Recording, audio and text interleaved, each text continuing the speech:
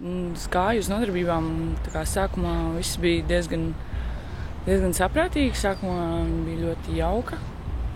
Tas viss sākās ar bļaušanu, uzšaut pa pakausi vai tur paraujot aiz ausis mazliet. Tad dažos brīžos tas likās, ka kļuva par traku. Un man skolotāja rādīja, kā arī jāatsitās pirkstam no taustiņa uz manu roku ar saviem negiem.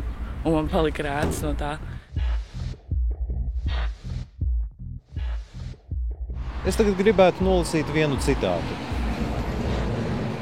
Viņa sita manu galvu pret grīdu. Man ir vairāku ribu lūsums, jo viņa mani apgāza un sēdēja uz manis. Slimnīcā es paliku uz 16 dienām. Tā sieviete vārdā Anna raksturo piedzīvotās šausmas, kad viņu piekāva viņas psihiski slimā meita. Pēc iesnieguma uzrakstīšanas un iesniegšanas valsts policijā Annas meitu atveda tieši uz Tvaika ielu. Taču jau pēc dažām dienām meitu izlaida, apgalvojot, ka viņa nesot bīstama. Pēc Annas teiktā, viņas meita joprojām uzvedas agresīvi.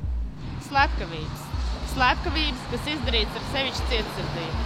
Slepkavības, kuras veikuši cilvēki, kur jau iepriekš nogalinājuši. Jo atbildīgo iestāžu pārstāvji nevēlas dalīties ar informāciju par psihiski slimotu cilvēku izdarītajiem noziegumiem, par viņu ārstēšanu un uzraudzību.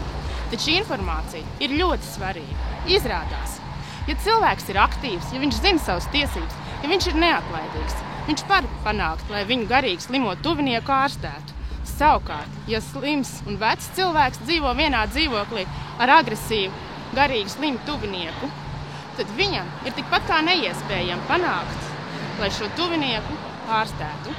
Likums ļauj psihiski slimos, arī bīstamos, stāvoklim uzlabojoties, palaist ārstēties ambulatori.